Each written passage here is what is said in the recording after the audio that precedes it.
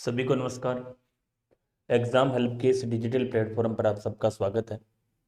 आज हम, जैसा आप थंबनेल में देख पा रहे हैं, आज का हमारा जो टॉपिक है एक तरह से एक महत्वपूर्ण टॉपिक है आप सबके लिए। आने वाली परीक्षाओं में चाहे आप किसी भी विषय की तैयारी कर रहे हैं, किसी भी ग्रेड की तैयारी कर रहे हैं, आप राजस्थान के आयोग द्वारा या अधीनस्थ बोर्ड द्वारा आयोजित होने वाली विभिन्न परीक्षाओं में ये टॉपिक बहुत महत्वपूर्ण है कि हम शॉर्ट नोट्स किस प्रकार से तैयार करें। और जो पुराने अभ्यर्थी सफल हुए हैं, या मैंने परीक्षा पास आउट किया है, मेरे जैसे साथी और भी जिन्होंने परीक्षाएं पास की हैं, क्या उन्होंने अपने शॉर्ट नोट्स तैयार किए?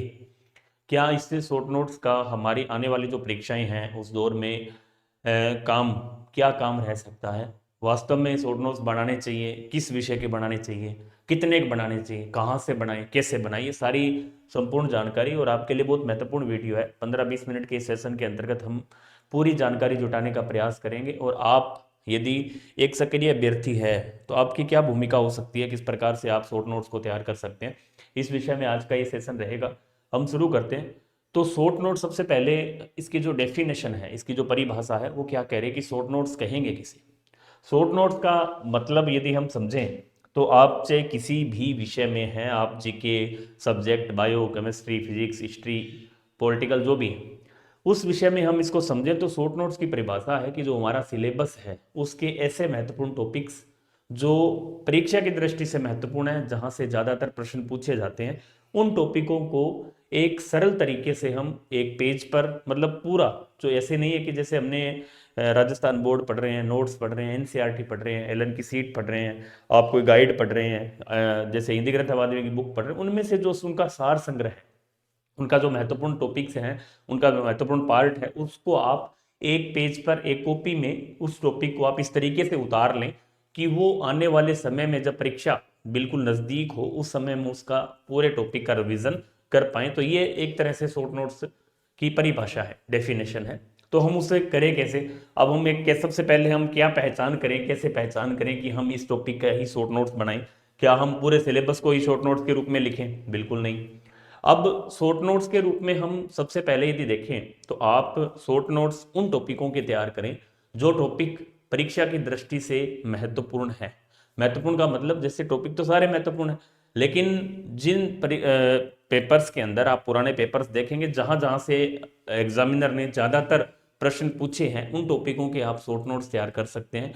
या ऐसा टॉपिक जो डाटाबेस है और जो हम याद करने में ज़्यादा समस्या हमें रहती है, उन टॉपिकों को आप अच्छे से तैयार करके उनके शॉर्ट नोट्स आप बना सकते हैं। अब वो टॉपिक कौन कौन से हो सकते हैं, उसकी मैं बात करूं तो वो डाटाबेस टॉपिक हो सकते हैं अलग अलग। जैसे बात करें हम सब्जेक्ट के अंदर, हम जीके के अंदर देखें तो मुख्य रूप से वो टॉपिक, जैसे आपका वन रिपोर्ट हो सकती है,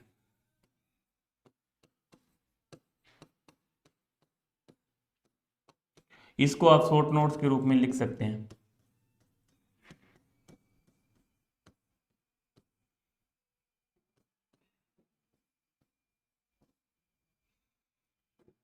जनगणना है जैसे,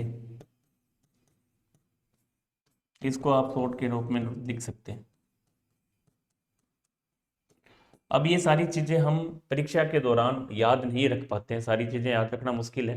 तो आप इसको यदि एक पेज के ऊपर, 1.5 पेज के ऊपर, 2 पेज के ऊपर पूरा मैटर आप उतार सकते हैं। अब उनको करें कैसे, हमें क्या पता चलेगा कि इसको शॉर्ट लिखना है, इसको नहीं लिखना है? तो आप पुराने जब पेपर देखेंगे, उनके ऑब्जेक्टिव टाइप के प्रश्न, जिस भी प्रश्न बुक में आपको मिलते हैं, प्रश्न बैंक जो भी हो, तो आपको उससे आइडिया हो जाएगा कि प्रश्न कहाँ से एग्जामिनर पुट कर रहा है, कहाँ से ज़्यादातर प्रश्न पूछे जा रहे हैं, और उनका रिवीजन हम लास्ट समय के अंदर, अब आप जब परीक्षा के बिल्कुल नज़दीक हैं, 2 महीने, 1 महीने, 1.5 महीने का समय जब बचता है, उस दौरान हम उन नोट्स को कैसे तैयार करें, उन नोट्स को हम कैसे याद करें? पूरी बुक या पूरा जो आपके नोट्स हैं उनको याद करना काफ़ी मुश्किल रहता है अंतिम समय में। तो उस दौरान आप उन शॉर्ट नोट्स का यूज कर सकते हैं, लेकिन वो जब आप बनाएंगे तब, अब उनको बनाएं कैसे, कैसे तैयार करें?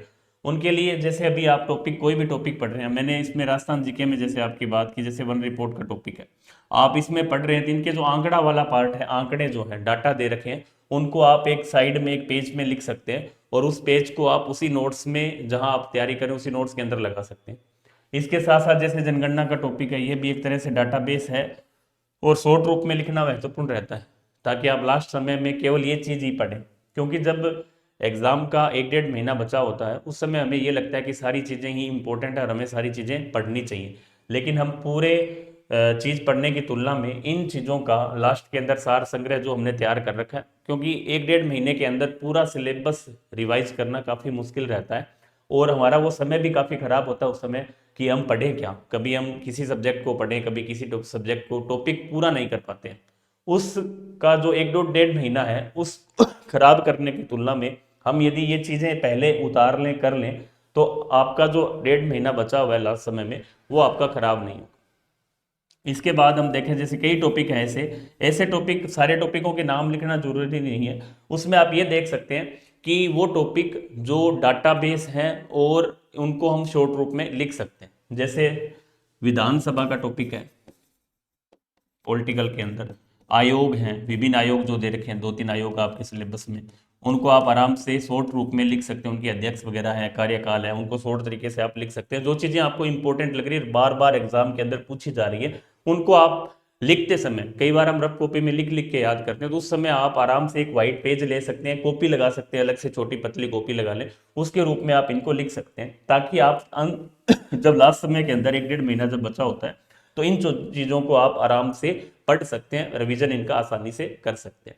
अब सारी चीज़ें इंपॉर्टेंट नहीं है, आप पूरी ये भी नहीं कह सकते कि आप पूरे सिलेबस को शॉर्ट रूप में लिख लें, नहीं, ऐसा नहीं, संभव नहीं है। सारे टॉपिक आप लिखने की तुलना में, जैसे मैं साइंस की बात करूं, बायो के अंदर जैसे देखें सिलेबस काफ़ी बड़ा है इसको, अब इसमें टेक्सोनॉमी का जो पार्ट है, जैसे चाहे आपकी प्लांट टेक्सोनोमी हो चाहे आपकी एनिमल टेक्सोनोमी हो, इसके शॉर्ट नोट्स आप बना सकते हैं। शॉर्ट चीज उनके जो महत्वपूर्ण एग्जाम्पल हैं, महत्वपूर्ण किसी भी फाइलम के लक्षण हैं, फैमिली के जो लक्षण हैं, उनको आप शॉर्ट रूप से लिख सकते हैं। इसी तरह जैसे माइक्रो बायोलॉजी है, माइक्रो बायोलॉजी में भी आप शॉर्ट नोट्स तैयार कर सकते हैं। इसी तरह आप जैसे हम एम्ब्रियोलॉजी पढ़ते हैं, एम्ब्रियोलॉजी में बहुत से टॉपिक है जो शॉर्ट रूप में आपको लिखने आवश्यक हैं, क्योंकि वहाँ जैसे मैं अपरा का वर्गीकरण देखूं तो आप उसको एक बार पूरे पेज पर नोट कर सकते हैं, लास्ट टाइम में इसका रिवीजन आपका हो जाएगा, क्योंकि एक डाटाबेस टॉपिक है जो हम भूल जाते हैं। कहने का मतलब है कि उन टॉपिकों को आप शॉर्ट रूप में लिखें जिनको रिवीजन की ज़्यादा आवश्यकता है।